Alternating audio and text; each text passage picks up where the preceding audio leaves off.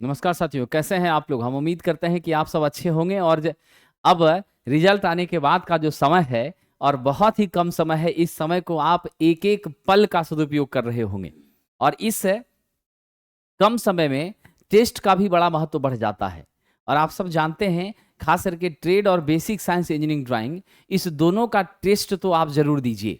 Platform bye नवीन Kumar Singh application पर हमारी courses available हैं, जिसमें हम फास्ट रिवीजन आपको करवा रहे हैं। ट्रेड और बेसिक साइंस का नाम है बूस्टर रिवीजन बैच, जो कि मात्र 199 में है। और हमारी टेस्ट ऑनलाइन में आपको प्लेटफॉर्म ऑनलाइन टेस्ट एप्लीकेशन पे मिल रही हैं, उसके माध्यम से आप जुड़ सकते हैं। ऑफलाइन में हम लोगों ने मात्र 10 रुपए में प्रतिदिन बेसिक साइंस इंजीनियरिंग ड्राइंग के 50 प्रश्नों का टेस्ट आरंभ कर दिया है, जो कि सुबह 10 बजे से चलेगी बाजार समिति सेंटर पर और आपके किसान कोल्ड स्टोरेज सेंटर में। उसकी टाइमिंग अलग अलग है। साथ ही साथ ट्रेड का टेस्ट प्रतिदिन 11:45 से 12:45 के बीच हो रहा है। बाइलिंगुअल क्वेश्चन है और उसी की परिचर्चा के लिए हम आपके बीच सुबह में उपस्थित होते हैं। तो आप सब इन टेस्ट को मिस एकदम नहीं करिए और मैं कोशिश करूंगा कि मैराथन क्लासेस वगैरह भी आपके बीच लूं, जिससे आपको बेनिफिट पहुंचे। तो आइए हम आज की परिचर्चा आरंभ करते हैं। आज का हमारा टेस्ट 7 के प्रश्नों को हम देख रहे हैं। हमारा आज का पहला प्रश्न आपके बीच है साथियों, कह रहा है कि कठोर तार को काटने के लिए कौन सा प्लायर। तो हमारी जो ये सामने प्लायर है, ये क्या है? आपकी डायगोनल कटर प्लायर है, विकर्ण कटर प्लायर है। ठीक है, तो हम लोग क्या करते हैं, डायगोनल कटर प्लायर के माध्यम से कठोर तार को काटने का काम करते हैं। क्या करते हैं? इसके माध्यम से कठोर तार को काटने का साहब काम करते हैं। तो आप हमेशा ध्यान रखिएगा कि सॉलिड स्ट्रक्चर्स जब मेरे कंडक्टर की होगी तो उसे काटने का काम आप किससे करेंगे? डायगोनल कटर प्लायर से करेंगे। हमारा कॉम्बिनेशन प्लायर होता है, उसके माध्यम से तो काटने का, मोड़ने का, मड़ोड़ने का, हर तरह का काम आप खींच सकते हैं, खींचने का, है ना। उसके बाद आपकी लॉन्ग नोज प्लायर है, इससे अगर कहीं हमारी अपरेटस अंदर में फंसी हुई है, वहां पर तार है, तो नीचे से हम लोग उसको खींचने का काम करते हैं। तो वो आपकी क्या है? लॉन्ग नोच प्लायर के माध्यम से होती है। वायर स्ट्रीपर के माध्यम से इंसुलेशन को क्या किया जाता है? वायर के इंसुलेशन को हटाया जाता है। तो आपको अलग अलग उपकरण का साथियों अलग अलग क्या है हमारा काम होता है। चलिए यहां पर हम देखते हैं, सर्किट में इलेक्ट्रॉन को धकेलने वाले दाब को क्या कहा जाएगा? यानी मेरे कंडक्टर्स के अंदर जो इलेक्ट्रॉन को धकेलने वाला बल है, जिस बल की वजह से, जिस ताकत की वजह से मेरी करंट क्या होती है? फ्लो करती है। तो आप सब जानते हैं, direction of flow of electron is just opposite to the direction of flow of current. मेरे विद्युत धारा का जो प्रवाह है वह इलेक्ट्रॉनों के प्रवाह के क्या होता है साथियों? विपरीत होता है। क्या होता है? इलेक्ट्रॉनों के प्रवाह के विपरीत होता है। तो ऐसी परिस्थिति में आप ध्यान रखिएगा कि हम उस अवयव को जिसके वजह से यह संभव हो रहा है, उसे वोल्टेज के नाम से जानते हैं, ईएमएफ के नाम से जानते हैं। इसका एसआई मात्रक क्या होता है? वोल्ट होता है प्रति number of cycle completed in A second is called frequency. तो हमारी फ्रीक्वेंसी जो है, इसका यूनिट क्या होता है? हर्ट्ज होता है। ठीक है, ध्यान रखेंगे साहब। और फ्रीक्वेंसी बराबर 1/t टाइम पीरियड होता है। इसको हम लोग सेकेंड के पावर -1 से भी क्या कर सकते हैं? व्यक्त कर सकते हैं। कई बार इसे साहब साइकिल प्रति सेकेंड से भी क्या किया जाता है? रिप्रेजेंट किया जाता है। ठीक है, रेजिस्टेंस हमारे विद्युत धारा को रोकने का काम करती है। इसका ऐसा यूनिट क्या होता है? ओम होता है। मेरी टेम्परेचर, तापमान, इसे हम लोग केल्विन में मेजर करने का काम करते हैं साथियों। ठीक है, तो इन छोटी छोटी चीजों को भी आपको ध्यान देना है। चलिए, वो विभवांतर जो विसंवाहन के भंग का कारण होता है, दैट मीन्स हमारे इंसुलेशन के ब्रेकडाउन का कारण होता है, वह वोल्टेज जिसे हमारी क्या होती हैं, जिस वोल्टेज को हमारी इंसुलेटिंग मटेरियल सह नहीं पाती हैं, उसे किस नाम से जाना जाता है? तो एक बात आप यहां ध्यान रखिएगा, किसी भी जगह पर, कहीं पर भी अगर आपसे ये बातें पूछी जाएं, चाहे वो ट्रांसफार्मर के बुशिंग की बात हो, चाहे हमारे साहब इंसुलेटर की बात हो, चाहे हमारे केबल के ऊपर इंसुलेशन की बात हो, हमेशा याद रखना इंसुलेशन थिकनेस जो है वह समानुपाती किसके होती है साहब? हमारी इंसुलेशन थिकनेस हमारे वोल्टेज रेटिंग के क्या होती है? ऑलवेज साहब समानुपाती होती है। तो इंसुलेशन थिकनेस किसका प्रोपोर्शनल है? वोल्टेज रेटिंग का साथियों क्या है? प्रोपोर्शनल है। ये बात तो हम समझ गए। लेकिन जिस वोल्टेज पर मेरा इंसुलेशन जो कंडक्टर के ऊपर है वह ब्रेक कर जाता है, डैमेज कर जाता है, उसे हम लोग ब्रेकडाउन वोल्टेज कहते हैं। उसे हम लोग क्या कहते हैं? ब्रेकडाउन वोल्टेज कहते हैं। चलिए साहब आगे बढ़ते हैं। अगला, केबल के जोड़ों को पकड़ने के लिए लग का इस्तेमाल किया जाता है ना। केबल में हम लोग जो ज्वाइंट बनाते हैं, यानी आपका जो केबल का इंसुलेशन छील दिया, फिर हमने लग, तो लग को फिट करने के लिए कौन सा औजार, लग को फिट करने के लिए हम लोग क्रिम्पिंग टूल का, किसका प्रयोग करते हैं, क्रिम्पिंग टूल का प्रयोग करते हैं। क्रिम्पिंग टूल के माध्यम से लग को प्रेस करके तब हम कंडक्टर के ऊपर सेटल्ड करने का काम साथियों करते हैं। ठीक है, पहली चीज है। दूसरी महत्वपूर्ण बात, मेरी लग प्रायः जो बनी होती है कॉपर व एल्यूमिनियम की बनी होती है। किसकी बनी होती है, कॉपर व एल्यूमिनियम की। और केबल लग को ही क्या कहा जाता है, इसी को साथियों केबल सू कहा जाता है। क्या कहा जाता है, केबल सू कहा जाता है। तो उत्तर कौन सा दे दीजिएगा साहब, हमारा एल्यूमिनियम और तांबा होता है। ठीक है, चलिए विद्वानों आगे बढ़ते हैं। बिल्कुल चिंता नहीं करनी है, सिर्फ मेहनत करनी है और सिर्फ सेलेक्टेड टॉपिक्स को कवर करना है। कोई ताकत आपका सिलेक्शन नहीं रोक सकती है, भरोसा रखिए और बस इस डिस्कशन के साथ आप अनवरत बने रहिए। यहां से भी आप अपने मिनिमम क्वालिफाइंग मार्क्स के लक्ष्य को पा सकते हैं, इसमें कोई शक नहीं है। साथियों लग का यही फिगर था जो कि यहां आपको मिल गया है। ये मेरी कॉपर है, ये बायमेटालिक है, एल्युमिनियम कॉपर दोनों है, एल्युमिनियम कॉपर एल्युमिनियम कॉपर, यहाँ आपका सिर्फ एल्युमिनियम कॉपर एल्युमिनियम, इस तरीके से। हालांकि कोशिश हमारी रहती है कि लग उसी मेटेरियल का बने जिस मेटेरियल की मेरी कंडक्टर हैं।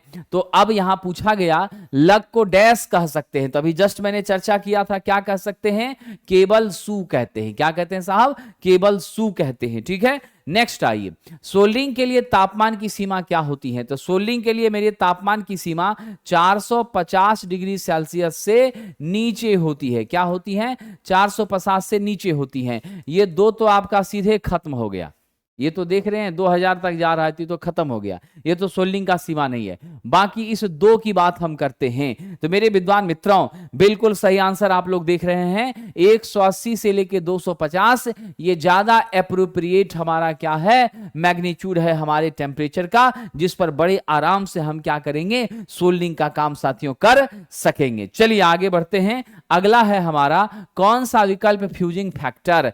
तो फ्यूजिंग फैक्टर FF, ठीक है, यह जो मेरा फ्यूजिंग फैक्टर है ये क्या होता है साथियों, मिनिमम फ्यूजिंग करंट। क्या होता है, मिनिमम फ्यूजिंग करंट। अब बटा आपकी क्या हो जाएगी, करंट रेटिंग, बटा आपकी क्या हो जाएगी, करंट रेटिंग। तो देख लीजिए मेरी मिनिमम फ्यूजिंग करंट जो है IF, वह ऑलवेज ग्रेटर होता है मेरे रेटेड करंट से, इसीलिए इसका मान किसी भी हाल में 1 से तो बड़ा ही होता है।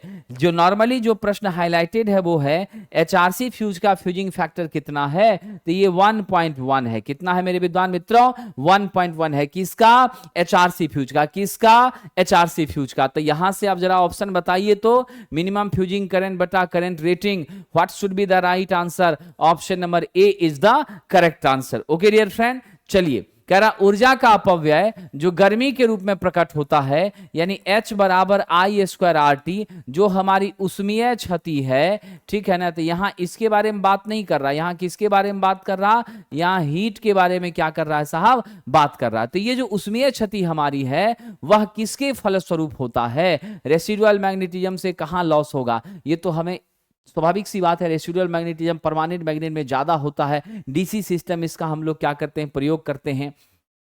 यहाँ कंबाइंड फॉर्म दे दिया आयरन लॉस का, और आयरन लॉस में आपकी PI प्लस PCU दोनों हुआ करती है। यहाँ मेरा कॉपर लॉस है, ये डायरेक्ट मेरा I² R ही है। ये मेरी हिस्टेरेसिस लॉस है, PH बराबर क्या होता है, KH Bm⁴ 1.6 F into V आपका वाट होता है। यहाँ भी हमारी आयतन है, आप वोल्टेज मत समझ लेना, क्या है साहब, आयतन है। F मेरी आवृत्ति है मेरे विद्वान मित्रों। अब जरा सा मुझे जल्दी से कमेंट कीजिए, बिल्कुल सही आपने कहा है, ऊर्जा का अपव्यय जो गर्मी के रूप में प्रकट होता है डैश के फलस्वरूप होता है। किसके फलस्वरूप होता है, जल्दी बताइएगा, हिस्टेरेसिस के कारण होता है ना। चुंबकीय पदार्थ क्या होती है, गर्म हो जाती है, लेकिन उष्मा के रूप में जो परिणत हो रहा है, यहां तो कॉपर लॉस भी है और यहाँ आयरन लॉस भी है, दोनों ना हमारे पास है। तो जब ऐसी सिचुएशन हमारी रहती है,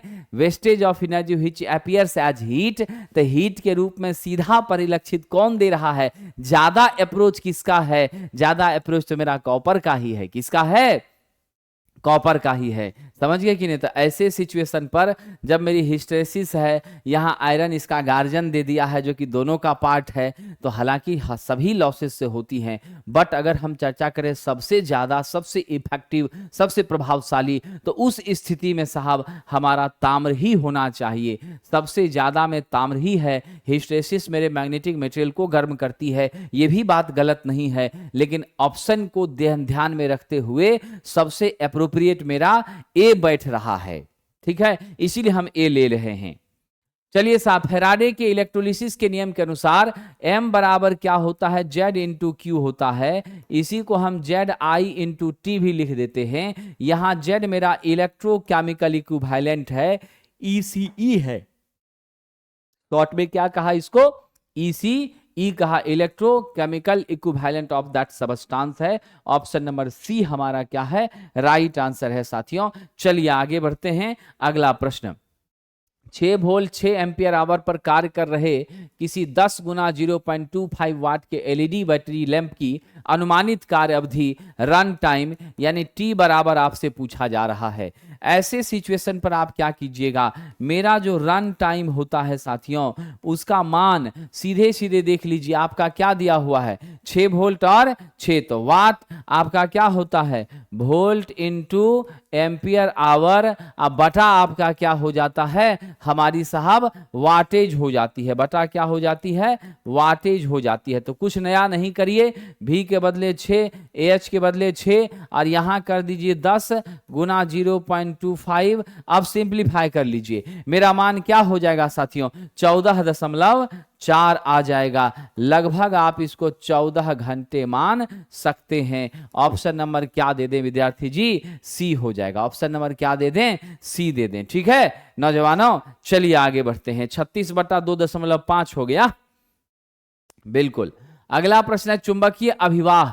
ये चुंबकीय अभिवाह मेरी फ्लक्स है। मेरा फ्लक्स क्या होता है? मेरी जो फ्लक्स होती हैं वह होती है B इंटू ए, जहां पर B मेरा फ्लक्स डेंसिटी है, वेबर प्रति मीटर स्क्वायर, एरिया मेरा मीटर स्क्वायर। दोनों कट गया, क्या मिला मुझे? वेबर मिला। इसका मात्रक होता है साहब वेबर होता है। हेनरी से हम लोग इंडक्टेंस को किसको मापते हैं? इंडक्टेंस को मापते हैं। ठीक है, टेस्ला मेरा फ्लक्स डेंसिटी का मात्रक होता है, यही वेबर प्रति मीटर स्क्वायर के बराबर होता है। ठीक है, आइए साहब जी, यह मेरा क्या है? फ्लक्स इनटू लेंथ के लिए है। ठीक है, तो हालांकि यह एप्रोप्रिएट नहीं है, बाकी ये सब हमारी क्या है? काफी इफेक्टिव चीजें हैं, इसको याद रखना है, ध्यान में रखना है। छोटी छोटी बातें जो है वही एग्जाम में पूछी जाती हैं, बहुत बड़ा बड़ा चीज नहीं पूछा जाता है, बस कंसंट्रेशन की हमको आवश्यकता होती है। देखिए, किसी चुंबक की आकर्षण शक्ति कहां पर अधिकतम होती है? तो ये मेरा चुंबक है, आपको क्या लगता है लास्ट में पुल होता? नहीं, यहां पर इस जगह पर, ये मेरा N है, ये मेरा S है। तो मेरी जो आकर्षण शक्ति सबसे अधिकतम होती है किसी भी चुंबक में, वो मैग्नेटिक पोल पर होती है। ठीक है, कॉर्नर से थोड़ा पहले, कॉर्नर से थोड़ा पहले। तो ये आपकी क्या है? Magnetic pole. और 2 ही पोल होता है, और आप सब जानते हैं मैग्नेटिक लाइन ऑफ फोर्सेस बाहर बाहर N से S की और बाहर बाहर कहां जाती है? N से S की ओर जाती है, बाहर बाहर N से S की ओर जाती हैं, अब भीतर भीतर S से N की ओर, भीतर भीतर S से N की ओर आती हैं। ये हमारा है साथियों। चलिए आगे बढ़ते हैं।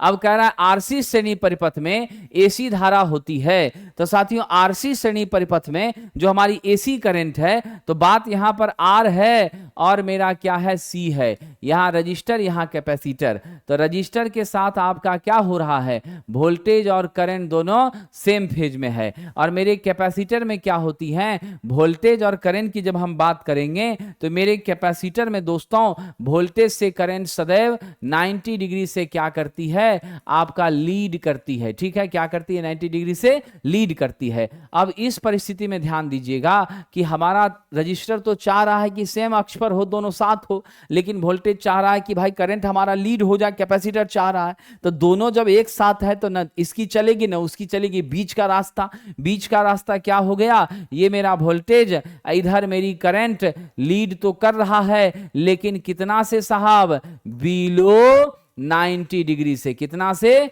बिलो 90 से लीड कर रहा है। तो ऐसे परिस्थिति में क्या होगी, 90 डिग्री से, बिलो 90 डिग्री से लीड करती है। सिंपली पूछा जाए तो मेरी प्रयुक्त वोल्टेज से करंट क्या होती है, अग्रगामी होती है। सप्लाई वोल्टेज से करंट अग्रगामी होती है, बट वो अग्रगामी कितने से, तो मेरा फाई लेस देन कितना साहब, 90 डिग्री से। फाई मेरा लेस देन 90 डिग्री से। Concept clear. चलिए आगे बढ़ते हैं। अब है शुद्ध प्रतिरोधी परिपथ का शक्ति गुणांक क्या है, समझिए कि नहीं। यदि मेरा क्या हो जाए, प्योर रजिस्टिव सर्किट हो तो पावर फैक्टर क्या होगा, प्योर रजिस्टिव सर्किट है, एल भी 0 है, आर भी 0 है, नो लैगिंग नो लीडिंग। और हम सब जानते हैं मेरी वोल्टेज और मेरा करंट दोनों क्या होता है, सेम फेज में होता है। क्या होता है, सेम फेज में होता है। ऐसे एक स्थिति में मेरा फाई का मान कितना, 0 डिग्री। फाई का मान कितना, 0 डिग्री। ठीक है, अब यहां से पावर फैक्टर निकालते हैं तो आप cos फाई यानी cos 0 बराबर विद्वान क्या दीजिएगा, 1 हो जाएगा। मेरा पावर फैक्टर कितना हो जाएगा दोस्तों, 1 हो जाएगा, 1 हो जाएगा। Now we are going to the next question. ये क्वेश्चन शायद आप जरूर बनाए होंगे क्योंकि ये क्वेश्चन मुझे लगता है कि पहले भी आपको मिल चुका है। तो यहां पर देख लीजिए साहब, मेरी रजिस्टर का मान दे दिया है 2 किलो ओम, इसे 2 गुना 10 के पावर 3 ओम लिख सकते हैं। वोल्टेज मेरा क्या है, 9 वोल्ट है। अब यहां से आइए, आई बराबर क्या होता है, V बाय आर होता है। तो हम लोग 9 बटा कर दिए 2 गुना 10 के पावर 3, 10 के पावर 3 को ऊपर ले जाइए, 4.5 गुना 10 के पावर -3 यानी 4.5 मिली एम्पियर हो गया। Option number D. ठीक है, क्या हो गया, ऑप्शन नंबर डी। चलिए आगे बढ़ते हैं। अगला प्रश्न, निम्नलिखित विधियों में से एक को पहचाने जो केवल 3 फेज के लोड की क्या करता है, आपूर्ति करने में सक्षम है। सिर्फ 3 फेज लोड को क्या करता है साहब, सप्लाई देने का काम करता है। तो सिर्फ 3 फेज को, तो मेरा जो डेल्टा है उससे ओनली क्या हो सकता है, 3 फेज 3 वायर सिस्टम सिर्फ यहां से विकसित हो सकती है।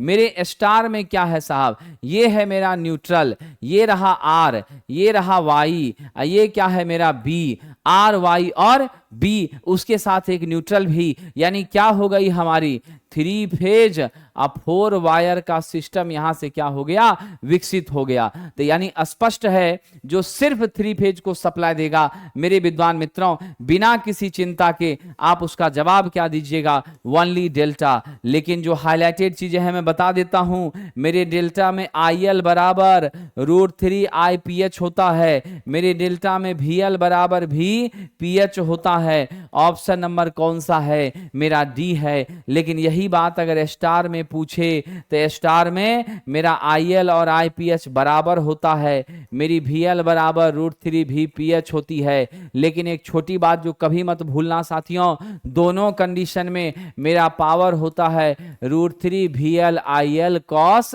फाई। क्या होता है मेरा power, √3 VL IL cos phi होता है। चलिए आगे बढ़ते हैं साथियों।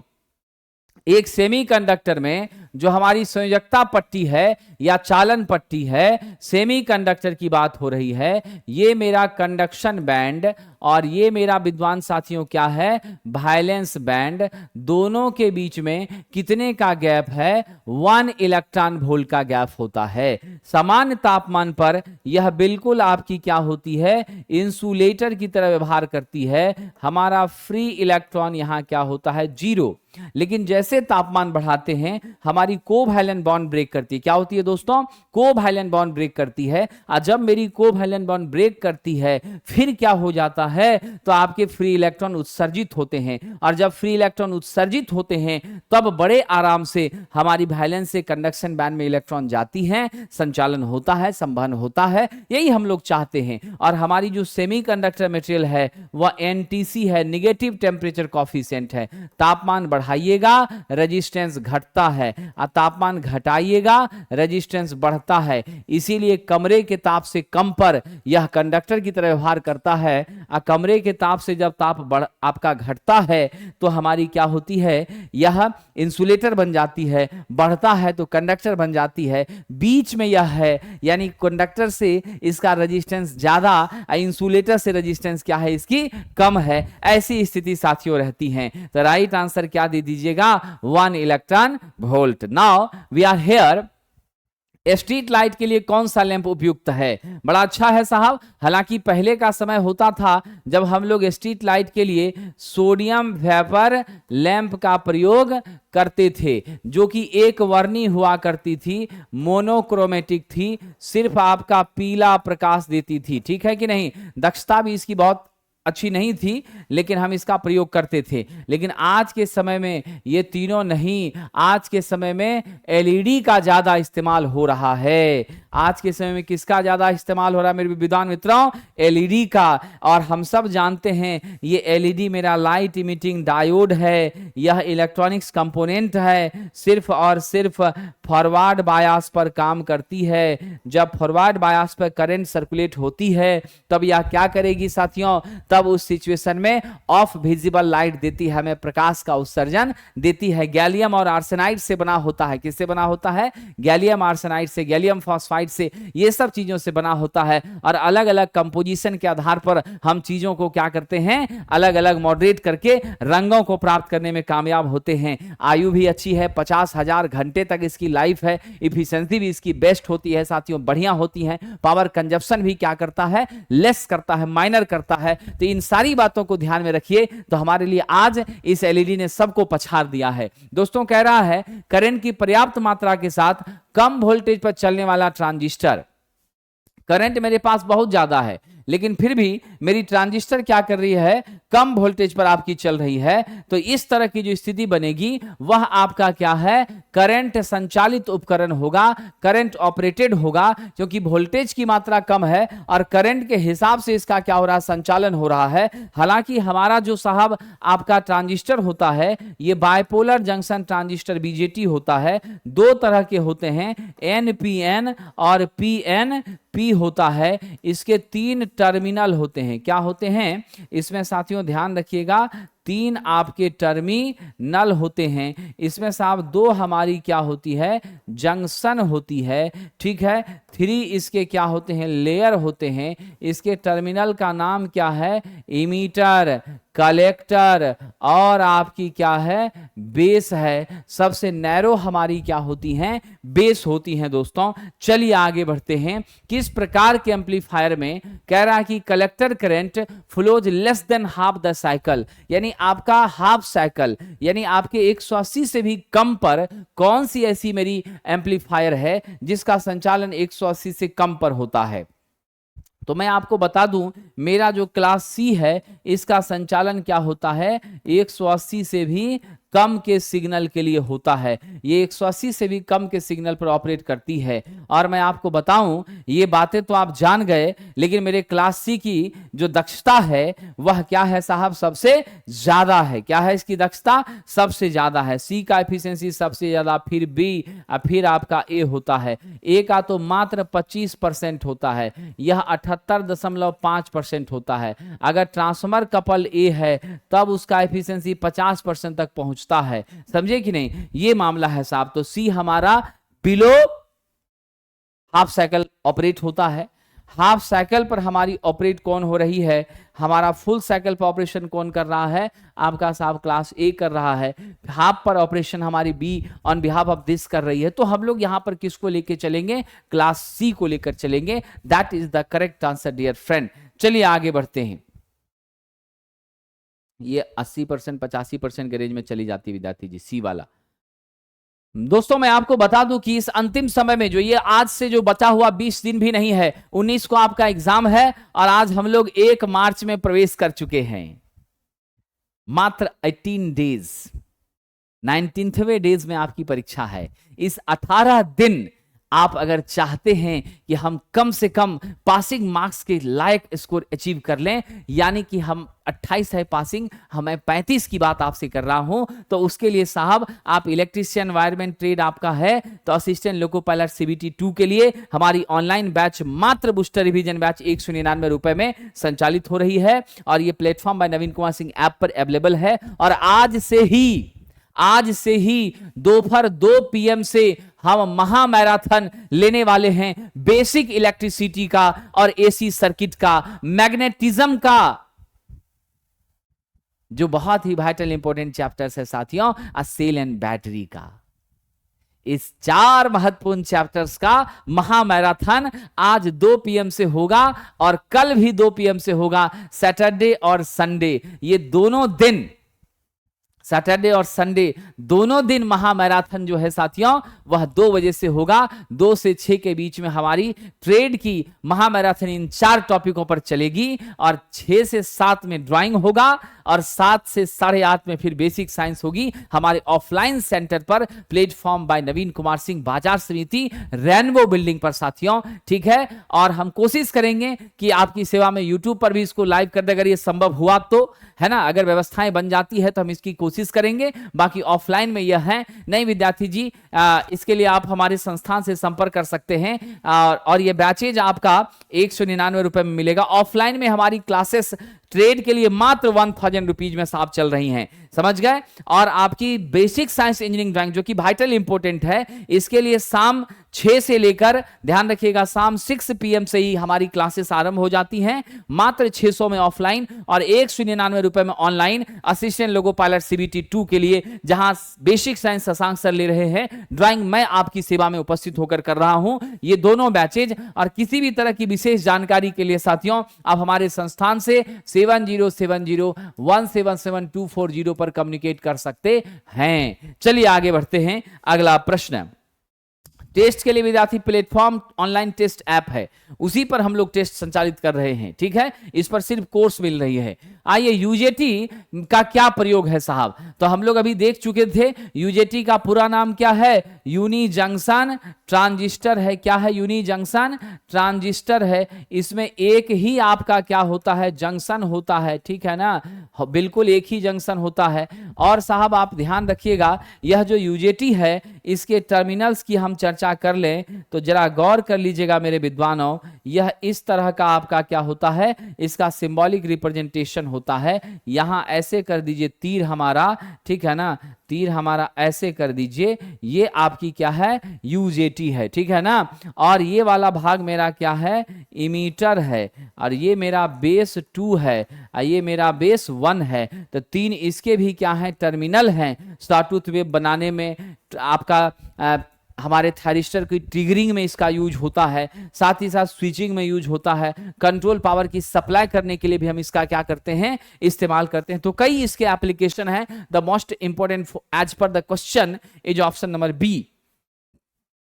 जितने भी अर्थ वायर्स हैं और अर्थ कंटिन्यूटी कंडक्टर्स हैं, ये सभी आपके क्या होते हैं? नॉर्मली हमारे गैल्वेनाइज्ड आयरन के बने होते हैं। हालांकि कॉपर हमारे लिए जरा बेस्ट होता है, बट कॉपर हमारे लिए महंगा पड़ता है। तो ऑन बिहाफ ऑफ दिस हम क्या ले लें? गैल्वेनाइज्ड स्टील ले लें, गैल्वेनाइज्ड आयरन ले लें। आपको मालूम है ना, जस्तीकृत लोहा जो हमारा है साथियों, क्या होता है? मेरा जो जस्तीकृत लोहा है, यह जस्तीकृत लोहा आप ध्यान दीजिएगा, इसका क्या मुख्य उद्देश्य है? तो मेरा जस्तीकृत लोहा, जस्ते का हम इसके ऊपर क्या करते हैं? पेंट लगाते हैं, लेप लगाते हैं, ठीक है। और यह जो जस्तीकृत लोहा है साथियों, उसको हमेशा याद रखिएगा, यह आपकी जंग रोधी होता है, इसलिए हम विशेष रूप से इसका प्रयोग करते हैं। और आयरन में अगर कार्बन की थोड़ी मात्रा हम ऐड कर दिया तो वो स्टील में कन्वर्ट हो जाता है। तो हालांकि एप्रोप्रिएट आपका जस्तीकृत लोहा है, but as per the option हमारे पास ये है नहीं, तो हम ये ले लिए। बट हम लोगों को जस्तीकृत लोहा को ज्यादा सेलेक्ट करना है, ज्यादा प्रीफर करना है। रहता मेरा कॉपर तो हम कॉपर भी चूज करते, बट वो महंगा था। जब भू संपर्कन दोष उत्पन्न होता है, जब अर्थ फॉल्ट उत्पन्न होती हैं, तो क्या हो जाता है साहब? अर्थ फॉल्ट तभी हो सकती है हमारे अर्थ का वोल्टेज 0 होता है। अगर मेरे यह अर्थिंग के कारण हम क्या चाहते हैं, मेरी जो टर्मिनल अपरेटस हैं उसका भी आपका क्या होना चाहिए, उसका भी वोल्टेज क्या होना चाहिए, 0 होना चाहिए। और जब दोनों 0 हो जाए, लीकेज करंट धड़ल्ले से पृथ्वी में जाए, तो हम तो सेफ और सुरक्षित रहते हैं, हमें तो कोई परेशानी बिल्कुल भी साहब किसी तरह की आती नहीं है ना। अगर मेरा भू संपर्कन फॉल्ट उत्पन्न हो गया है, तो on behalf of this what type of activity that occurs on the condition, आपका क्या हो जाएगा, ग्राउंडिंग के कारण पृथ्वी के सतह की वोल्टेज क्या होगी, बढ़ जाएगी। क्या होगी, मेरा वोल्टेज बढ़ जाएगा, पोटेंशियल का डिफरेंस हो जाएगा, झटका लगने की चांसेस उत्पन्न हो जाएगी। Option number A is the correct answer for this question. चलिए डियर फ्रेंड, आगे बढ़ते हैं। घरेलू वायरिंग में बहुत हाईलाइटेड पॉइंट है, हम 10 से ज्यादा पॉइंट नहीं दे सकते, और लोड मेरा कितना होता है, 800 वाट होता है। Option number A. अगर यहीं आपसे पावर सर्किट की बात पूछ ले, यहीं आपसे पावर सर्किट की बात पूछ ले, तो पावर सर्किट में आप क्या करते हैं, 2 से ज्यादा पॉइंट नहीं, क्या हो जाएगा, 2 से ज्यादा पॉइंट मेरा पावर सर्किट में नहीं होता है। और विद्यार्थी जी, आपका 3000 वाट से अधिक का लोड भी, इससे अधिक का लोड भी हमारा नहीं होना चाहिए। तो हम क्या ले लें साहब, आपका राइट आंसर क्या हो गया, 800 वाट। ठीक है, हाईलाइटेड क्वेश्चन है, कई बार आया है। मल्टीमीटर किसे नहीं मापता है? मल्टीमीटर को हम एक और नाम से जानते हैं, एवोमीटर के नाम से जानते हैं। ए से आप जान रहे हैं साहब मेरा क्या है, अमीटर। भी से मेरा क्या हो गया, वोल्ट मीटर। ओ से मेरा क्या हो गया साहब, ओम मीटर। मतलब स्पष्ट है, यह मेरे करंट को मापेगा, मेरे वोल्टेज को मापेगा, मेरे रजिस्टर को भी मापने का काम करेगा। ये तीनों काम साहब करेगा। साथ ही साथ हम इससे कंटिन्यूटी भी क्या करते हैं, टेस्ट कर लेते हैं। ठीक है ना, डायोड के टर्मिनल्स भी चेक कर लेते हैं। तो ये आवृत्ति मापने का काम बिल्कुल नहीं करेगा। उत्तर आपका क्या है दोस्तों, ऑप्शन नंबर बी है, डिजिटल मल्टीमीटर है साहब। ये कैंडेला कह रहा है किसकी इकाई होती है? यह तो बहुत ही अच्छा प्रश्न है। आई बराबर आप जानते हैं फ्लक्स बाय ओमेगा।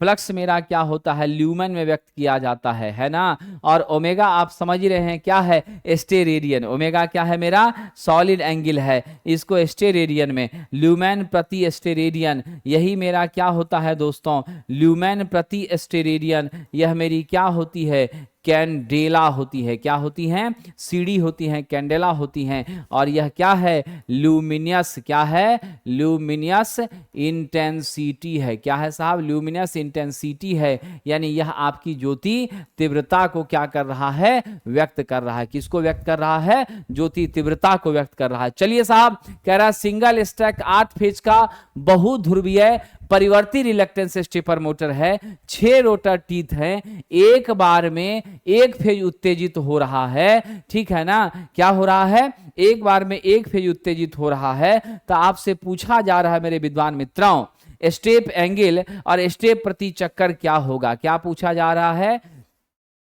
स्टेप कोण और हमारा स्टेप प्रति चक्कर, ये दोनों आपसे पूछा जा रहा है। तो छोटा सा फॉर्मूला होता है दोस्तों, हम अल्फा बराबर जानते हैं ns माइनस एनआर बटे ns इंटू एनआर, गुना आपका क्या हो जाएगा, 360 हो जाएगा।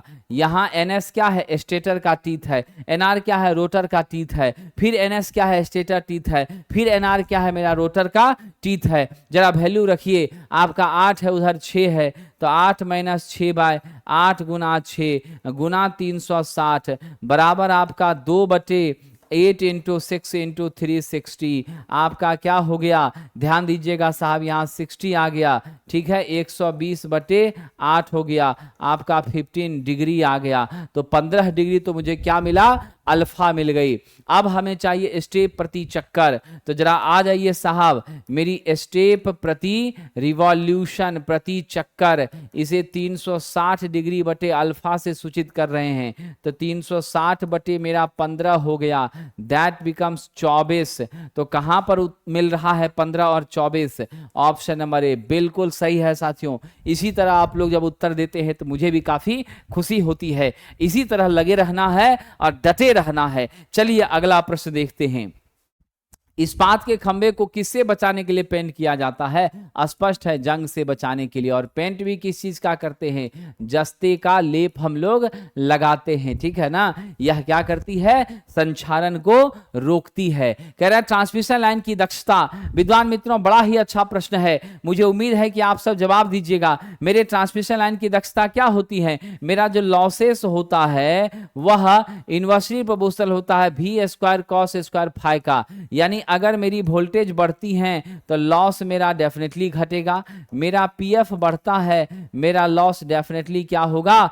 कम हो जाएगा। तो हम किस चीज को लेकर आगे बढ़ें? ट्रांसमिशन लाइन की दक्षता क्या होगी? आपका लोड पावर फैक्टर में वृद्धि के साथ बढ़ जाएगी। लोड पावर फैक्टर मेरा क्या हो रहा है? लोड पावर फैक्टर मेरा बढ़ रहा है, लॉस घट रहा है। लॉस घट रही है तो मेरी इफिशिएंसी क्या हो जाएगी? बढ़ जाएगी। स्वाभाविक सी चीज है। तो ऑप्शन नंबर ए के साथ आगे बढ़ेंगे। आइए, कह रहा आर्मेचर प्रतिक्रिया आर्मेचर विद्युत धारा द्वारा डैश पर निर्माण किए गए चुंबकीय क्षेत्र का क्या है? एक प्रभाव है। तो आर्मेचर प्रतिक्रिया हमारी क्या है साहब? ध्यान दीजिएगा, मेरे फाई ए का किस पर प्रभाव है? फाई एम पर प्रभाव है। ये phi M main pole flux है। हमारी जो मेन पोल की फ्लक्स है उस पर आर्मेचर की फ्लक्स का जो इफेक्ट होता है यह एक किनारे में जाकर जमा होने लगती हैं, जिसे हम किस नाम से जानते हैं साहब? इसे हम लोग क्रॉस मैग्नेटाइजेशन क्या कहते हैं? क्रॉस मैग्नेटाइजेशन कहते हैं। और जब सीधा इसका विरोध करती है तब इसको क्या कहते हैं? जब सीधा इसका विरोध करती है तब इस चीज को हम किस नाम से जानते हैं? जब डायरेक्ट इसका विरोध होता है तो इसे साथियों हम जानते हैं डीमैग्नेटाइजेशन के नाम से। और इन सभी चीजों से बचने के लिए हम लोग कंपनसेटिंग वाइंडिंग का यूज करते हैं। इससे बचने के लिए हम लोग किसका यूज करते हैं दोस्तों? ध्यान रखिएगा, हम लोग इंटरपोल का यूज करते हैं। हमारे कम्यूटेशन को भी बेहतर बनाने में मदद करता है। मेरा राइट आंसर यहां क्या हो जाएगा? What should be the correct for this question? Option number A हमारा क्या है साहब? आर्मेचर विद्युत धारा द्वारा डैश पर निर्माण गए चुंबकीय क्षेत्र का प्रभाव है। तो आर्मेचर प्रतिक्रिया आर्मेचर विद्युत धारा द्वारा क्षेत्र फ्लक्स पर, फील्ड फ्लक्स पर, मेन फ्लक्स पर जो प्रभाव है वही आर्मेचर रिएक्शन है। सीरीज मोटर का उपयोग कहां? तो सीरीज मोटर में तो मेरी स्टार्टिंग टॉर्क क्या होती है? उच्च होती है।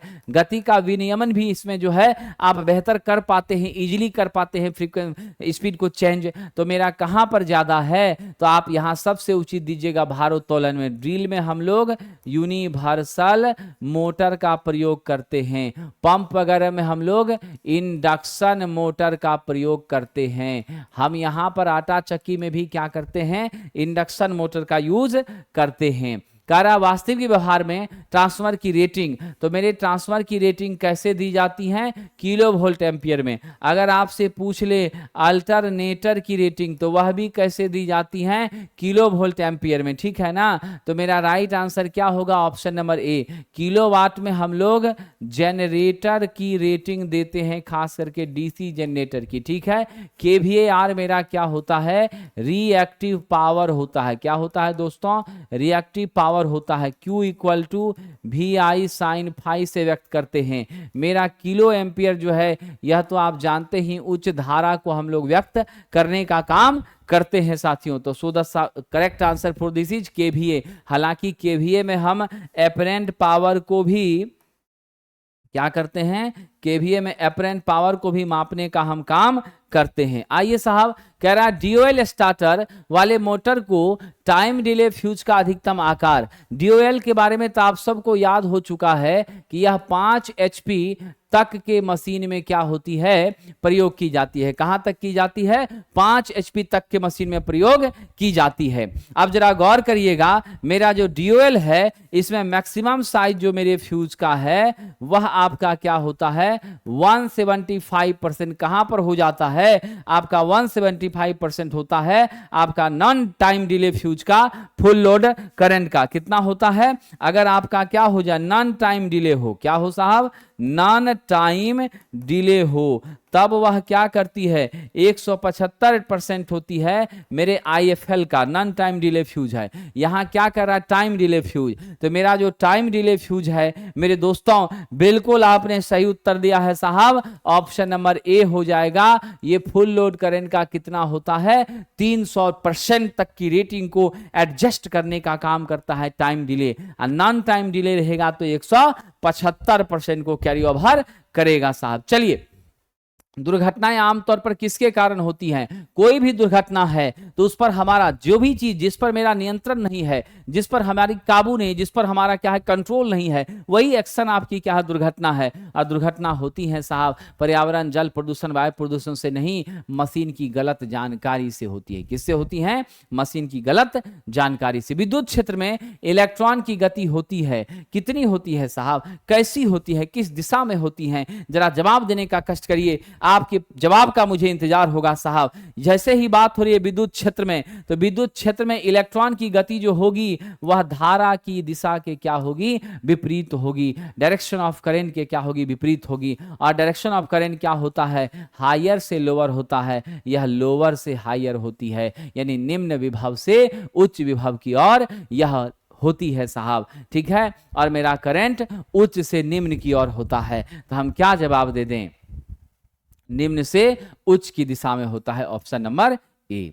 साहब जी 90 डिग्री के कोण के विशुद्ध माप के लिए कौन सा उपकरण प्रयोग करेंगे, तो 90 के विशुद्ध माप के लिए हम लोग ट्राई स्क्वायर का प्रयोग करते हैं। इसको हम लोग स्टॉक कहते हैं। और ये मेरी क्या है, ब्लेड है, इस पर स्केल भी अंकित रहता है। ये भाग मेरा 90 डिग्री को, ये मेरा 90 डिग्री को रिप्रेजेंट करता है। तो हम उत्तर कौन सा दे दें, आपका ट्राई स्क्वायर। क्या हो जाएगा साहब, टी स्क्वायर, ठीक है। ड्राइंग में भी इसका बहुत यूज है, बाकी मेज वगैरह में बढ़ई लोग भी इसका इस्तेमाल करते हैं, तो काफ़ी अप्रोप्रिएट फंक्शन। समांतर रेखाएं भी खींच सकते हैं आप, परपेंडिकुलर लाइन खींच सकते हैं। ये संकेत कह रहा है, तो बिल्कुल हमारी गर्मी हीट क्या हो रही है, निकल कर बाहर की ओर जा रही हैं। मतलब यह क्या है, मेरा हीटर का क्या है साहब, सूचक है। मतलब हीट होकर के मेरी कॉइल, और हीटर में जो कॉइल यूज होता है वह नाइक्रोम का बना होता है, निकेल और क्रोमियम के मिश्र धातु का होता है।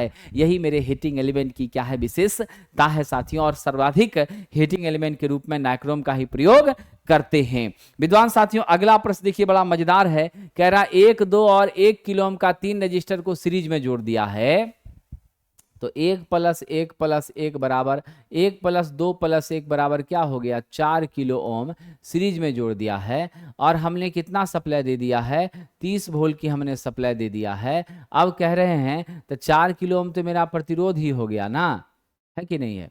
1, 2, 1 है तो 4 किलो मेरा प्रतिरोध हो गया। और मैं आई की बात करूंगा तो आई V/R हो जाएगा।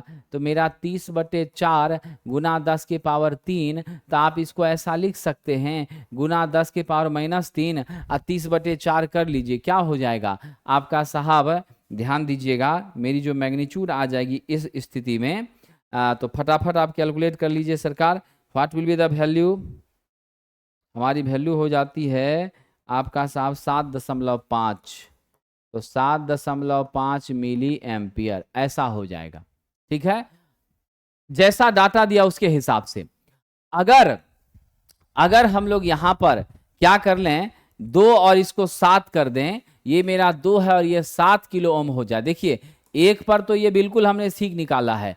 अगर आपका 1, 2 और 7 हो जाए, ठीक है, तब मेरा R इक्विवेलेंट क्या होगा, 1 + 2 + 7, दैट बिकम्स कितना आपका 10 किलो ओम। और फिर जाकर के आप क्या करिएगा, I =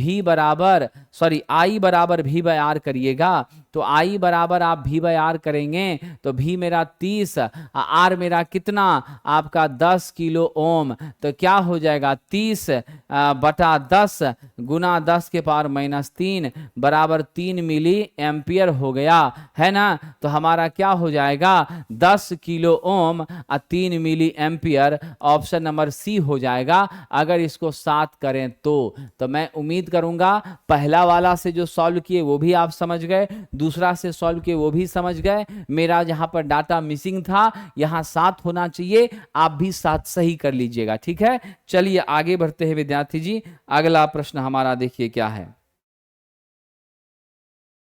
चलिए साहब,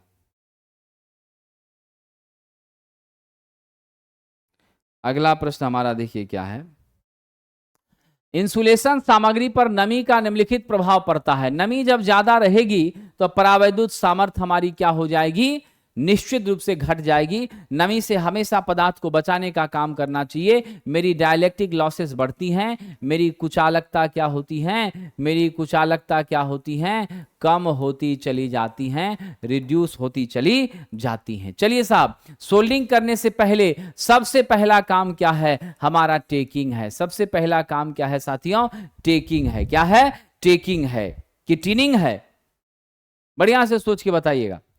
सोल्डिंग से पहले हम लोग क्या करते हैं, टिनिंग करते हैं, ठीक है ना। क्या करते हैं, सबसे पहले टिनिंग करते हैं, और टिनिंग में हम लोग ऑब्जेक्ट के बाहरी सतह को साफ करने का काम करते हैं। जो भी इधर उधर कुछ गड़बड़ है, गंदगी है, उसको हटाने का काम करते हैं। फिर हम लोग अलाइनमेंट करते हैं। फिर क्या करते हैं, अलाइनमेंट करते हैं, और तब जा करके ये अरेंजमेंट करते हैं। तो टेकिंग और समानांतर करना, ये दोनों चीजें जो है वह आपका अलाइनमेंट से जुड़ी हुई है। पहली प्रक्रिया मेरी टिनिंग है। पहली प्रक्रिया क्या है, मेरी टिनिंग है। यह सफाई से रिलेटेड है। तो इसीलिए टेकिंग और पैरेललिंग जो है ये दोनों अंतर नहीं है, दोनों सेम है। तो दोनों में से कोई भी हो जाएगा, इसीलिए सी हो जाएगा। तो इसका उत्तर आप सी ले लीजिए। अलाइनमेंट मिलाना या taking, both are not too much different, so हम लोग यहां क्या कंसीडर कर लें, सी कंसीडर कर लें। चलिए, कह रहे हैं ग्रेफाइट से निर्मित रजिस्टर वह आपका कार्बन रजिस्टर होगा। क्या होगा, कार्बन रजिस्टर होगा, जो पेस्ट वगैरह की मदद से बना होगा। और इसमें हम लोग क्या होते हैं, कई सारे आपके लेयर्स होते हैं, जहां पर आप ध्यान दीजिएगा, बैंड कहते हैं इसे, और इसके आधार पर हम प्रतिरोध का मान भी कैलकुलेट करने में सक्षम हो जाते हैं।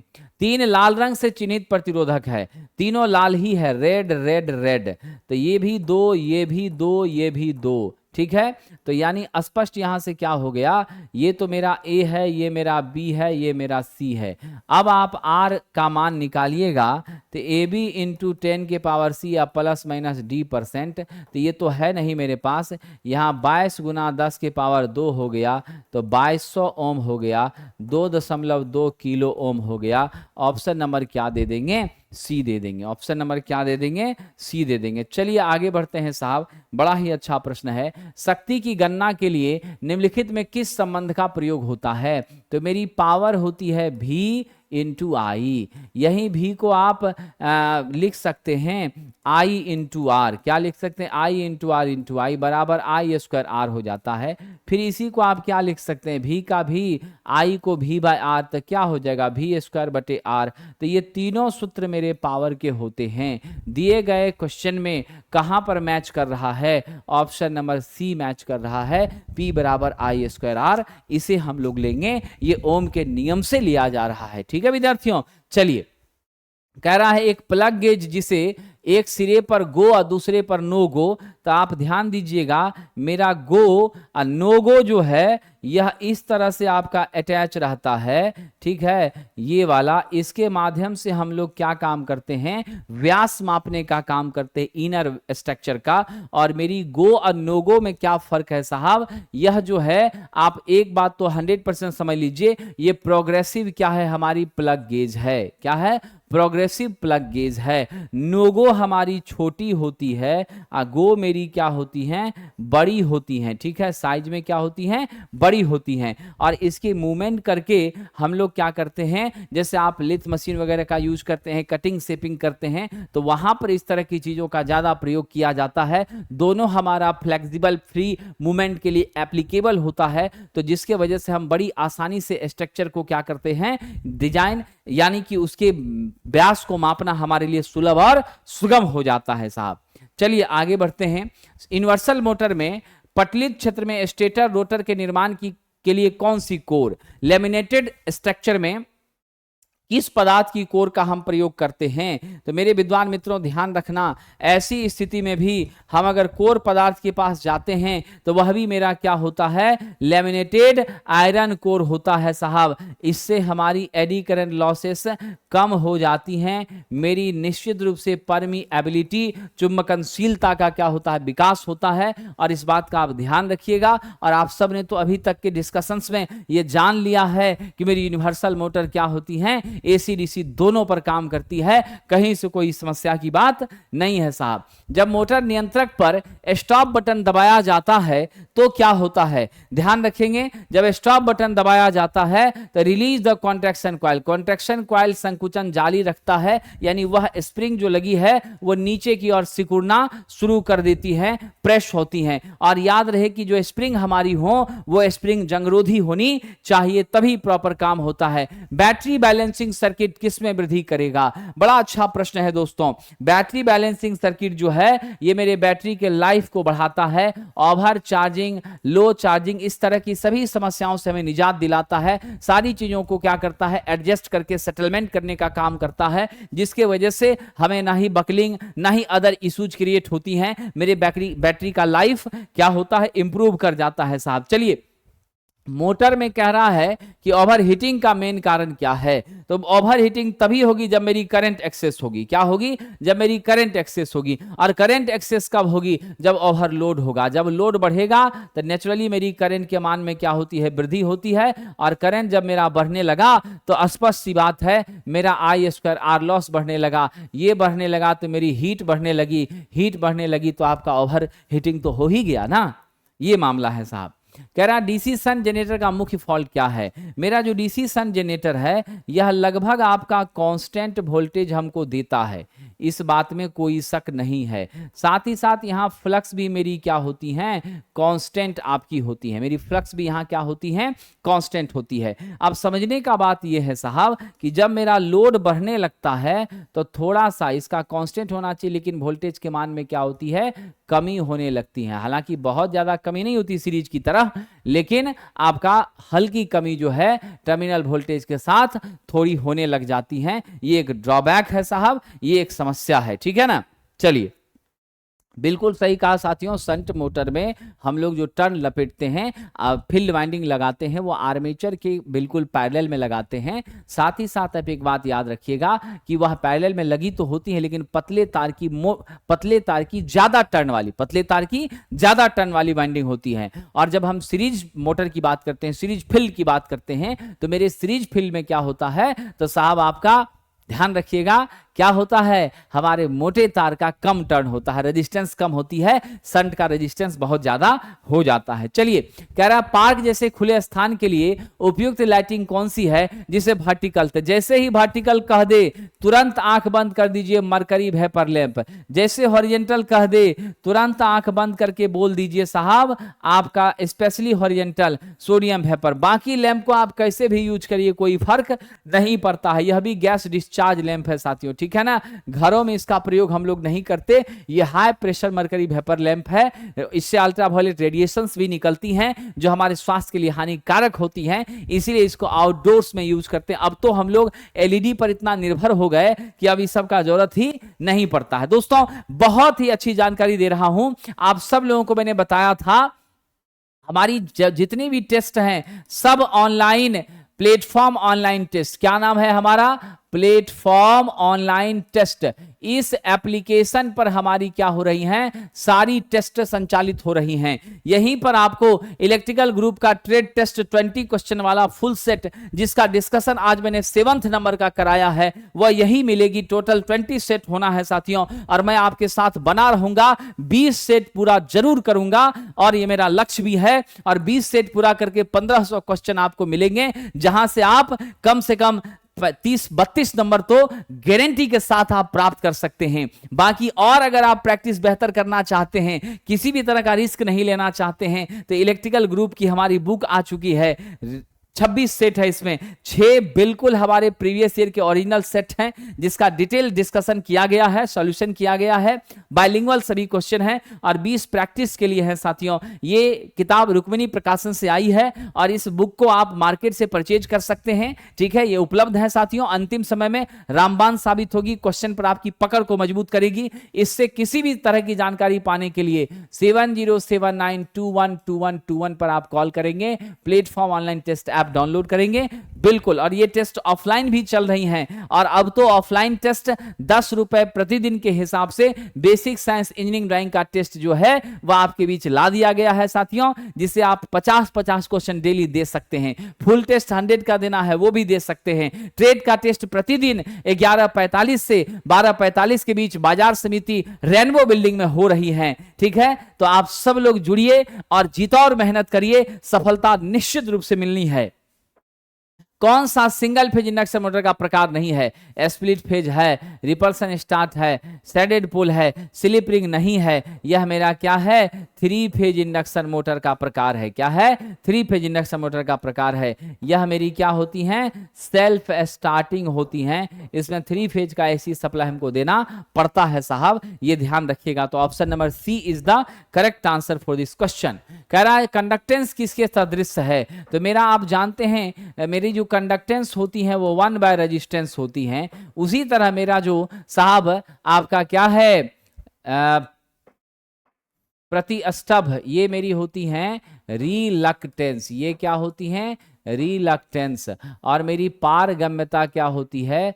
परमियंस, ठीक है ना। तो मेरी परमियंस यह बिल्कुल आपकी क्या होती है? मेरे रिलक्टेंस का रेसिप्रोकल होती हैं। अगर हम P बराबर सूचित करें तो यहाँ 1/R लिखेंगे, रिलक्टेंस का रेसिप्रोकल होती हैं। मतलब जैसे मेरी कंडक्टेंस धारा प्रवाह के लिए जिम्मेवार होती हैं, वैसे मेरी परमियंस चुंबकीय परिपथ में फ्लक्स के एसोसिएशन के लिए जिम्मेवार होती हैं। रेजिस्टेंस धारा रोकता है, ठीक उसी प्रकार मेरा रिलक्टेंस फ्लक्स को रोकता है। तो हम उत्तर किसको दे दें? पारगम्यता, है ना, मैग्नेटिक पारगम्यता, मैग्नेटिक कंडक्टिविटी, यूं समझे तो permeance. Now we are going with the next question dear friend. अगला प्रश्न देख लीजिए। सीसा एसिड बैटरी का इलेक्ट्रोलाइट स्तर बनाए रखने के लिए, हालांकि इसमें इलेक्ट्रोलाइट हम लोग H2SO4 का यूज करते हैं, जो कि आपका तनु H2SO4 होता है। इसके लिए हम लोग कौन सी पानी यूज करते हैं? जो आरओ में पी रहे हैं वही वाला पानी? नहीं साहब, हम लोग डिस्टिल्ड वाटर का क्या करते हैं? यूज करते हैं, ठीक है। ऑप्शन नंबर बी हो गया। ऑयल का लेवल बैटरी में कम नहीं होना चाहिए। कह रहा भंवर धारा हानि डीसी मशीन के किस भाग में होती है? तो आप सभी लोग जानते हैं कोर में होने वाला लॉस है मेरा पीएच और पी। ये वाइंडिंग में नहीं होता है, ये बिल्कुल याद रखना। वाइंडिंग में क्या होती हैं? मेरी कॉपर लॉसेस, ठीक है। वाइंडिंग में हमारी क्या होती हैं साहब?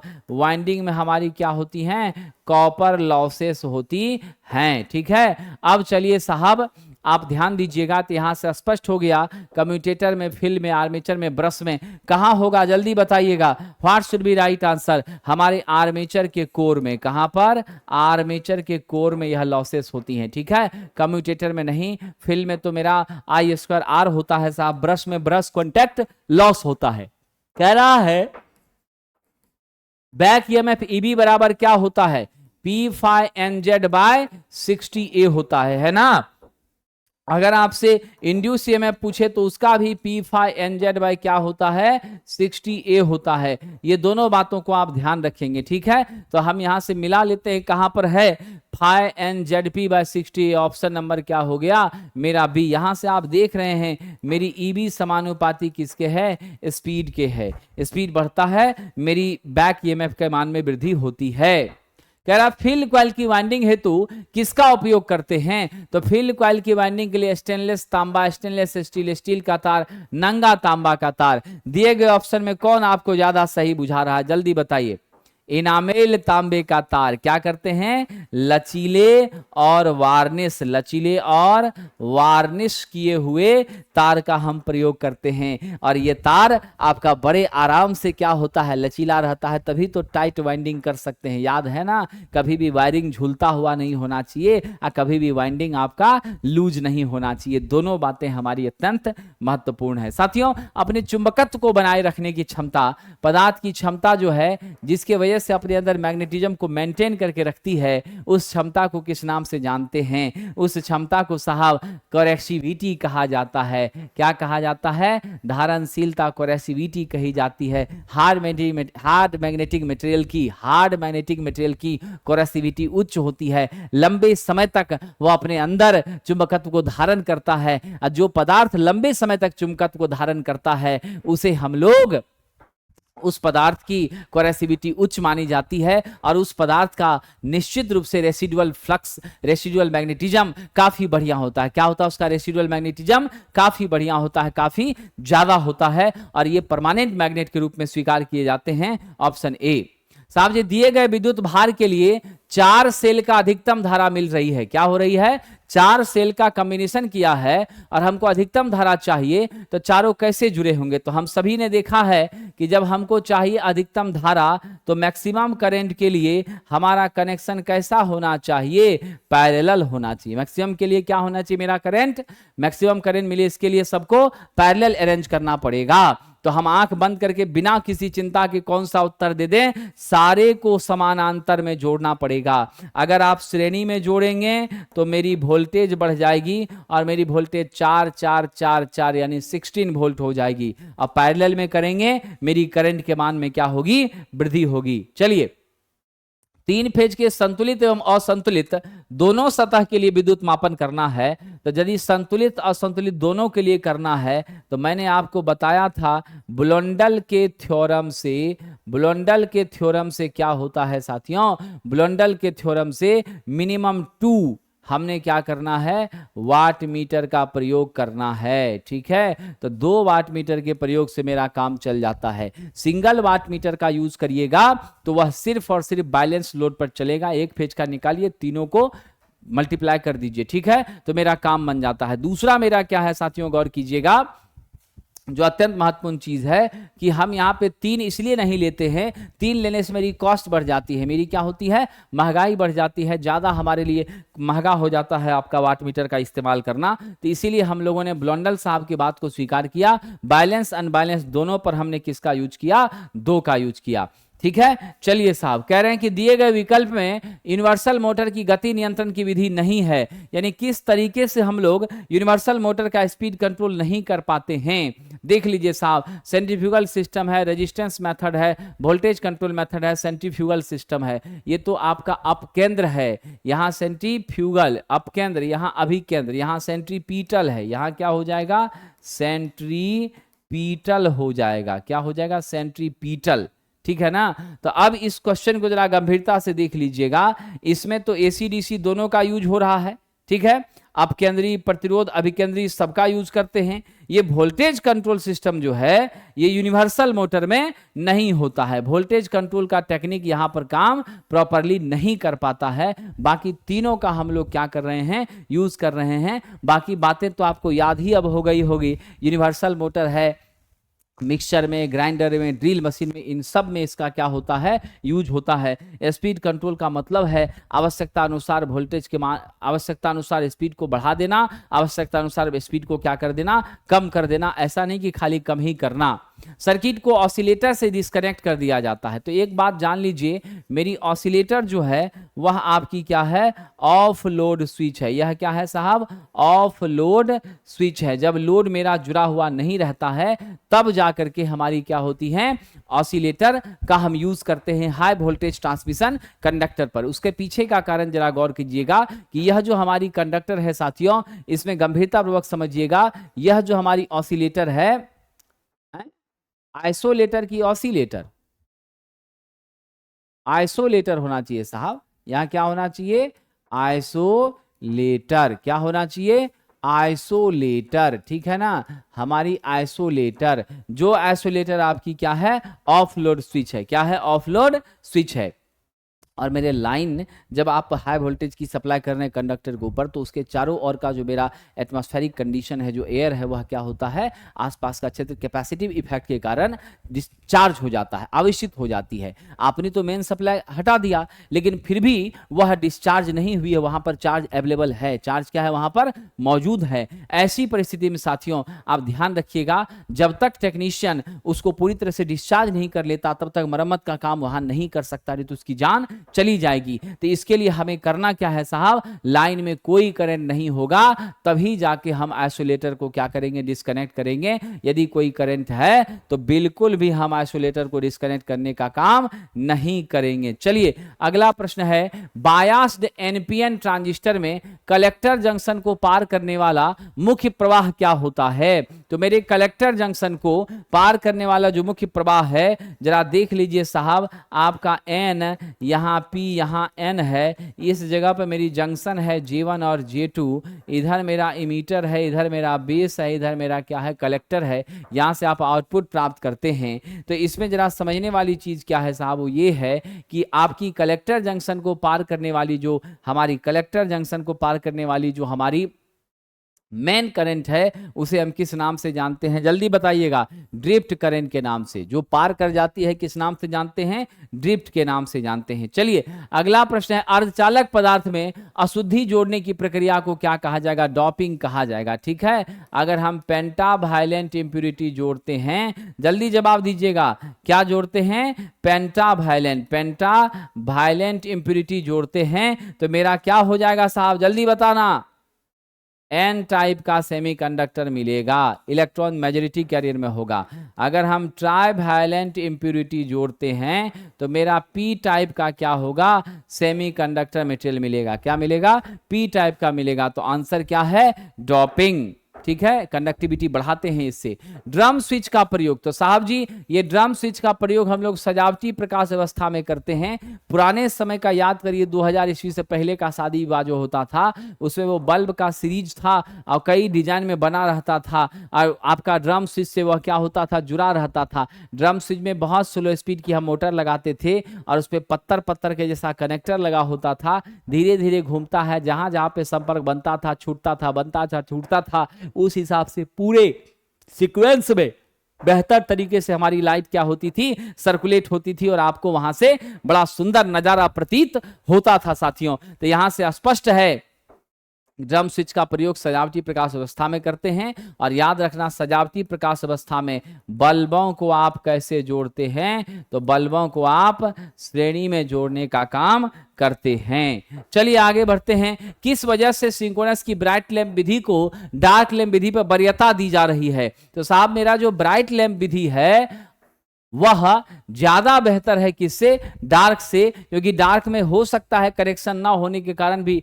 वहां प्रॉब्लम आई हो। तो मेरी विश्वसनीयता इसकी अच्छी है, एक्यूरेसी अच्छी है इसकी, निश्चित रूप से हम जान रहे हैं। यहां पर सटीक और सही तुल्यांकन यह करता है। क्या करता है, सटीक तुल्यांकन करने का काम करता है, फास्ट तुल्यांकन करता है। जब हमारा इंडिकेशन मिल जाए इसके माध्यम से कि हाँ फेज वगैरह सब सही है, फ्रीक्वेंसी सब ठीक है, तब जाके हम पैरेलल ऑपरेशन करने का काम या इसको कनेक्शन करने का काम कहते हैं। आप जान लीजिएगा, प्रॉपर तरीके से मेरे अल्टरनेटर का बस बार से कनेक्शन, मेरे अल्टरनेटर का अल्टरनेटर से कनेक्शन, ये जो कराने की प्रक्रिया है इसी को सिंक्रोनाइजेशन कहते हैं dear friend. Now the next question, किसी वोल्टेज स्रोत से कई लैंप कैसे जुड़े हैं, पैरेलल में जुड़े हैं।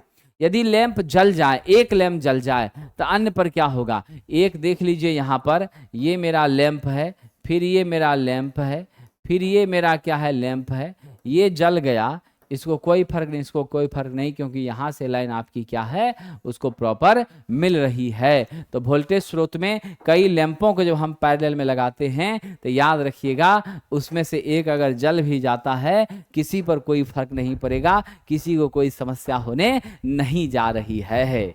चलिए दोस्तों, चिंता क्यों कर रहे हैं, क्यों घबरा रहे हैं साहब आप, मैं आपकी सेवा के लिए यहां उपस्थित हूं और आपकी चिंताओं को दूर करना ही मेरा एकमात्र उद्देश्य है। और आपके लिए लगातार ट्रांसफर का महामैराथन मैंने कराया, जिसमें हमने ट्रांसफर के सभी इंपॉर्टेंट टॉपिक्स और पूरी चीज़ों को कवर कर दिया, इसी चैनल पर उपलब्ध है। ठीक है, हम कोशिश करेंगे कि आपको जितनी सेवा हो सके उतनी हम करें और आपको मैक्सिमम से मैक्सिमम बेनिफिट पहुंचाएं। साथियों, किसी स्टेपर मोटर में स्टेप एंगल 45 है, रिजोल्यूशन मेरा क्या होता है, ध्यान रखिएगा। रिजोल्यूशन जो है आपका स्टेप एंगल अल्फा कितना है, मेरा 45 डिग्री है। ठीक है, अब यहां रिजोल्यूशन की बात हम करें तो क्या हो जाएगा, मेरा आरएसएस होता है 360 डिग्री बाय अल्फा, तो यहां 360 बटे कर दीजिए आप 45। आप जरा बताइएगा साहब, 360 बटे जब आप 45 कर देते हैं तो मेरा मान अब यहां क्या हो जाएगा, what will be the magnitude dear friend, जल्दी बताइएगा। 8 हो जाएगा, क्या हो जाएगा, 8 हो जाएगा। ओनली 8 रिजोल्यूशन है हमारी, क्या है रिजोल्यूशन, 8 प्रति स्टेप, स्टेप प्रति चक्कर है, 8 स्टेप एक चक्कर में लगा रहा है। दोस्तों, आपकी सफलता के लिए रामबाण किताबें रुक्मिणी प्रकाशन से जो है वो बेसिक साइंस इंजीनियरिंग ड्राइंग है, जहां पर प्रश्नों का सॉल्यूशन भी है और पूरी मटेरियल कंपैक्ट और क्लियर्ड है। फिर आपकी साहब ट्रेड थ्योरी के लिए इलेक्ट्रिकल ग्रुप की ये बुक आप ले सकते हैं, automobile diesel motor mechanic tractor mechanic के लिए ये बुक है हमारी, मैकेनिकल ग्रुप के लिए फीटर टर्नर मशीनिस्ट वेल्डर के लिए मैकेनिकल ग्रुप की हमारी बुक है। बुक संबंधित आपका फ्लिपकार्ट अमेजन सब जगह मिल जाएगा, या इससे संबंधित अगर आप जानकारी चाहते हैं तो 7079212121 पर आप कॉल कर सकते हैं। आगे बढ़िए साहब, कह रहा कि शॉर्टेड कैपेसिटर का वोल्टेज क्या होगा, बहुत अच्छा प्रश्न है, बिल्कुल बिल्कुल एकदम जवाब दीजिए साथियों। जैसे ही मेरा कैपेसिटर शॉर्टेड हो जाएगा तो हम सब जानते हैं आईएससी तो भले मैक्सिमम होती है, रेसिस्टेंस भले मेरा 0 होता है, लेकिन मेरी वोल्टेज क्या हो जाएगी, आई इंटू आर बराबर I maximum into 0, that becomes आपका 0। तो यानी निम्न हो जाता है, घट जाता है, क्या होता है, निम्न हो जाता है। होना तो क्या चाहिए साहब, ध्यान रखिएगा, हम लोग क्या स्वीकार करेंगे, यहाँ निम्न बोलना ठीक नहीं है, यहाँ 0 बोलना ज़्यादा सही है। निम्न इज नॉट द एप्रोप्रिएट यहाँ पर आंसर। ऑलरेडी हम क्या लेंगे, 0 लेंगे। जब आंखों के सामने 0 आ रहा है तो निम्न लेके चलना कहीं न कहीं बेमानी लगता है। Right answer is option number D, 0। समझ गए साथियों, तो इसलिए घबराइएगा नहीं। चलिए, कह रहे हैं 3, 9 और 18 का 3 कैपेसिटर है, पैरेलल में जुड़ा है। तो देख लीजिए साहब, कैपेसिटर जब पैरेलल में जुड़ती हैं तो फिर टेंशन किस बात का होता है, यहाँ तो 3 है, यहाँ तो 9 है, यहाँ 18 है, तो इसका इक्विवेलेंट क्या हो जाएगा आपका 27। ठीक है, अब +3 बराबर 30 माइक्रोफेराड, तो मेरा क्या हो गया, पैरेलल में हो गया। कैसे हो गया, पैरेलल में हो गया। सीरीज में कीजिए तो क्या हो जाता है, सीरीज में कीजिए आपका 3 × 9 × 18, अब बटे क्या हो जाएगा 3 × 9 प्लस आपका 9 × 18 प्लस आपका क्या हो जाएगा साहब, ध्यान रखिएगा 3 × 18, ये मेरा निकाल के दे देगा सीरीज में सी इक्विवेलेंट। अब चलिए जरा हम लोग मैग्नीट्यूड निकालते हैं, क्या हो जाएगा आपका, नीचे फटाफट हम लोग कर लेते हैं। आपका हो गया 27, यहाँ रख लीजिए साहब आपका 3 × 9 × 18, दैट बिकम्स 486, क्या हो गया 486। अब बटा आपका 27, अब प्लस आपका क्या हो जाएगा, ध्यान दीजिएगा 162 है ना, अब प्लस आपका क्या हो गया 54। तो सिंप्लीफाई कर लेते हैं, आपका हो गया 27 प्लस हमारा है 162 और प्लस है 54, तो 243, 486 बटे 243। देखिए तो दोनों कट के कितना हो गया, मात्र 2 माइक्रोफेराड हमको मिला, बहुत कम मान हो गया, क्या हो गया 2 माइक्रोफेराड। अब आपसे कह रहा है साहब, क्या कह रहा है, तो मेरा आर 2 समूहों का, तो आर मेरा कह रहा सीपी बटे पैरेलल बटे सीपी बटे कह रहा है सी एस, यानी पैरेलल बटे सीरीज, तो 30/2 बराबर 15/1, यानी 15:1 होना चाहिए। क्या होना चाहिए, अगर हमारा पैरेलल बटे सीरीज कह रहा है तो 15 क्या हो जाएगा, 1 हो जाएगा। किस उत्तर को लेके आगे बढ़ जाएंगे हम लोग, पहले दिया है पैरेलल, अच्छा ओ ठीक ठीक ठीक ठीक, पहले दिया है श्रृंखला फिर दिया है समांतर। ओ जब ऐसा किया है तो मामला चेंज हो जाएगा, मामला मेरा चेंज हो जाएगा। पहले सी एस बाद में सी पी, तो पहले 2 बाद में 30, तो क्या हो गया 1/15 बराबर 1:15। बस यही छोटा चीज ध्यान देना है कि पहले जो दिया है वो, क्योंकि अगर बाद वाला ले लेंगे तो गलत हो जाएगा। पहले सीरीज बोल दिया है तो इसीलिए हमारा एक पहले आ गया, अब बाद में बोला पैरेलल तो 15 मेरा बाद में आ गया। चलिए, नो लोड की स्थिति में अल्टरनेटर द्वारा जो ईएमएफ होता है वह किसके बराबर होता है? तो नो लोड की स्थिति में जो मेरा अल्टरनेटर का ईएमएफ होता है वह बिल्कुल हमारे टर्मिनल वोल्टेज के बराबर होता है।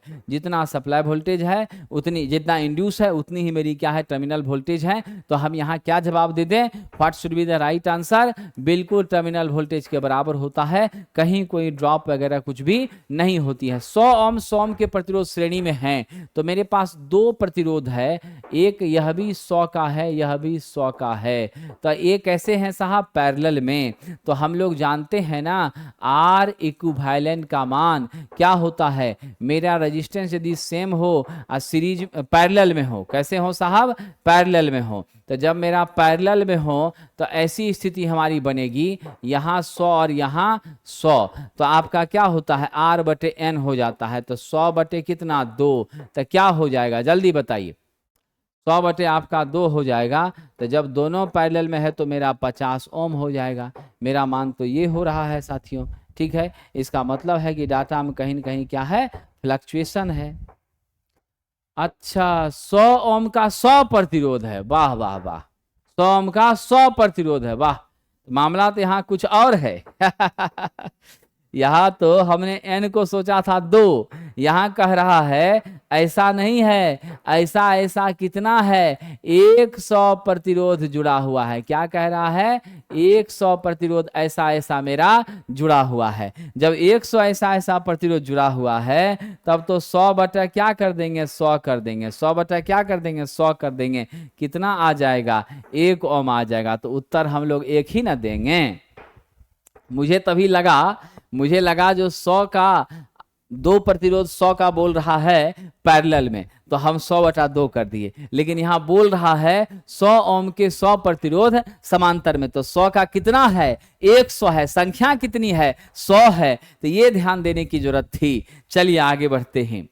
अब है 5 किलो ओम 0.5 ओम के प्रतिरोध की वोल्टेज रेटिंग ज्ञात करिए। तो 5 किलो ओम और 0.5 ओम प्रतिरोध का वोल्टेज रेटिंग। तो चलिए साहब जी, यहाँ कुछ हमको लग रहा है मिसिंग है, यहाँ वाट वगैरह कुछ ना कुछ होना चाहिए। जरा मैं क्रॉस चेक कर लेता हूँ। मेरा देख लीजिए साहब, यहाँ वोल्टेज ही हमको निकालना है। मेरी पावर 0.5 दी गई है। पावर क्या दे दी गई है? 0.5 वाट दे दी गई है। और मेरा रजिस्टर कितना है? 5 किलो ओम है। ये मेरा मामला है। क्या है? 0.5 वाट। अब आपसे पूछा जा रहा है साहब प्रतिरोध की वोल्टा रेटिंग। आप जानते हैं P बराबर V² होता है। आप यहाँ से यह भी जानते हैं V² बराबर P/R होता है। V बराबर √P/R होता है। तो √ आप कर दीजिए 0.5। अब बटा मेरा क्या हो जाएगा साहब? ध्यान दीजिएगा, क्या हो जाएगा मेरा? जल्दी बताइए। ओ हो, ओ हो, देख लीजिए विद्यार्थी जी, मैंने अभी ध्यान नहीं दिया। मेरा P × R बराबर क्या हो रहा है? V²। ये ना हो रहा है जी। तब अब यहाँ से V बराबर क्या कीजिएगा? √P × R कीजिएगा। अब √ मेरा P कितना है? 0.5 है। गुना आपका R कितना है? 5000 है। 5 किलो ओम क्या हो गया? 5000 ओम। अब जरा देख लीजिए अंदर कितना हो गया? 0.5 × 5000, what will be the value? 2500 हुआ। कितना हुआ? 2500 हुआ। बराबर कितना वोल्टेज आ गया? 50 वोल्ट आ गया। उत्तर क्या दे देंगे? डी दे देंगे। उत्तर क्या दे देंगे? डी दे देंगे। चलिए, सिंक्रोनस मोटर की गति हमेशा याद रखना ns बराबर 120 f/p होती है, यानी इसकी गति क्या होती है साहब, कांस्टेंट होती है, इसके गति में कोई बदलाव नहीं होता है। भले आप लोड को बढ़ाइए, लोड को घटाइए, उससे कोई फर्क नहीं पड़ता। तो क्या जवाब देंगे, बदलते लोड पर हमेशा क्या रहती है, अस्थिर रहती है, लोड के वेरिएशन से कोई असर नहीं पड़ता। इसका प्रयोग हम पावर फैक्टर को इंप्रूव करने के लिए, वोल्टेज रेगुलेशन को इंप्रूव करने के लिए करते हैं। और साथियों याद रखना, लो स्पीड पर इसकी दक्षता क्या होती है, उच्च होती है। तो कम स्पीड पर यह चलने वाला मशीन है। इसमें कैसा रोटर जनरली यूज करते हैं, सालियन पोल टाइप का। कैसा रोटर, सालियन पोल टाइप का रोटर जनरली हम लोग क्या करते हैं, यूज करते हैं। चलिए आगे बढ़ते हैं। अगला कह रहा है यूनिवर्सल मोटर में ब्रश की चौड़ाई और कम्यूटेटर सेगमेंट की चौड़ाई। तो बिल्कुल दिमाग में फिट कर लीजिए, क्या होता है, ब्रश की चौड़ाई कम्यूटेटर सेगमेंट की चौड़ाई 2:1 होती है। ठीक है, हमारी ब्रश ज्यादा से ज्यादा कवर करना चाहती है ताकि हम मैक्सिमम करंट को क्या कर सकें, कलेक्ट कर सकें। यूनिवर्सल आंसर है साहब 2:1, इसे याद कर लीजिएगा, माइंड में रख लीजिएगा। चलिए, ऐसा ट्रांसफार्मर जिसमें हानि होता ही नहीं है, हानि नहीं होता है तो इसका मतलब रेजिस्टेंस जीरो है ना, इसका मतलब लाइन का रिएक्टेंस आपका क्या है, जीरो है। ऐसा तभी संभव है जब मेरा क्या हो जाए, टोटल लॉसेस आपका जीरो कह रहा है, तो मेरी इफिशिएंसी क्या हो जाएगी, 100% हो जाएगी। तो हम लोग यहाँ किसको लेकर आगे बढ़ें, ऑप्शन नंबर बी, आदर्श ट्रांसफार्मर। क्या हो गया साहब, ऑप्शन नंबर बी, आदर्श ट्रांसफार्मर में ही ऐसा होता है। तो साथियों हम लोग आपसे अब विदा लेने का वक्त आ गया, फिर आपकी सेवा में कल उपस्थित होंगे। और ध्यान रखिएगा, आज ही 2 बजे से महा मैराथन की क्लासेस जो हैं वो संचालित होने वाली हैं। प्लेटफॉर्म बाय नवीन कुमार सिंह, बाजार समिति, हमारा रेनबो बिल्डिंग सेंटर, दोपहर के 2 बजे से, ठीक है, क्या हो रही हैं, दोपहर के 2 बजे से संचालित होने वाली हैं, जिसमें टॉपिक होगा बेसिक इलेक्ट्रिसिटी और एसी थ्योरी। इस दोनों टॉपिक्स को हम आज कवर करने वाले हैं और फिर कल हम लोग मैग्नेटिज्म, सेल बैटरी के टॉपिक्स की तरफ जाने का प्रयास करेंगे। तो 2 दिन में 4 बड़े चैप्टर्स का महामैराथन। आप सब लोग जुड़िए, जीतौर मेहनत करिए, निश्चित सफलता मिलेगी। मैं आपके साथ खड़ा हूं, मेरे साथ आप मेहनत करिए। बहुत बहुत शुभकामनाएं। धन्यवाद साथियों।